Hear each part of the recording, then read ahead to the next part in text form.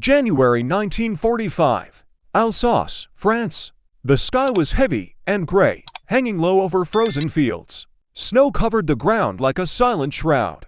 German officers studied the American defensive line through binoculars. One of them reportedly laughed. "That position won't last an hour. A thin tree line, open ground, minimal cover." From a tactical perspective, it looked hopeless. But what they didn't know was that one man was about to turn that exposed patch of snow into a killing ground. For 6 hours. Alone. That man was Audie Murphy. At first glance, he didn't look like a war hero. He was small and barely 5'5", young-faced, quiet, almost boyish. But by 1945, he had already survived campaigns in Sicily, Italy, and southern France. He served with the 3rd Infantry Division, one of the most battle-hardened units in Europe. He had seen friends die. He had led men through hell. And now, near the village of Holzwar, the war would test him like never before. January 26, 1945. The German counterattack began at dawn. First came artillery. Shells exploded across American positions, sending snow and dirt into the air. Then came the armor. German tanks pushed forward, supported by infantry moving between the trees. The Americans were outnumbered, outgunned, and dangerously exposed. The German command believed the position would collapse quickly. They were wrong. Murphy quickly assessed the situation. The enemy was closing in. If his men stayed, they would be surrounded. He ordered his company to fall back into the woods. Reluctantly, they obeyed. But Murphy didn't retreat. Instead, he turned toward a burning American M10 tank destroyer. Flames licked its metal hull. Ammunition inside could explode at any moment. Most soldiers would have used it for cover. Murphy climbed on top of it.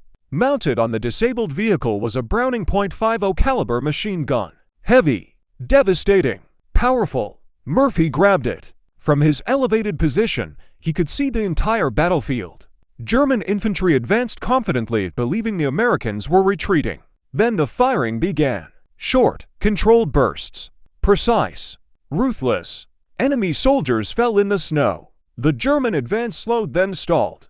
They couldn't understand how such intense firepower was coming from a position they thought was abandoned. For nearly 6 hours, Murphy held that position, alone. German infantry tried to flank him. He cut them down. Tanks advanced. He radioed artillery coordinates while firing. At one point, he was wounded in the leg. He was bleeding. The flames beneath him burned hotter, but he did not leave. German commanders began to suspect they were facing a reinforced American unit. But it was only one man. That's when the nickname was born among survivors of the Ghost, because he seemed to be everywhere at once. Eventually, the ammunition ran low. The tank destroyer was nearly consumed by fire. Murphy finally dismounted. He limped back toward his men. Most commanders would have regrouped. Instead, he ordered a counterattack. Wounded, exhausted, outnumbered, the Americans advanced. The German assault collapsed. The tanks halted. The infantry withdrew. The position once Machta held.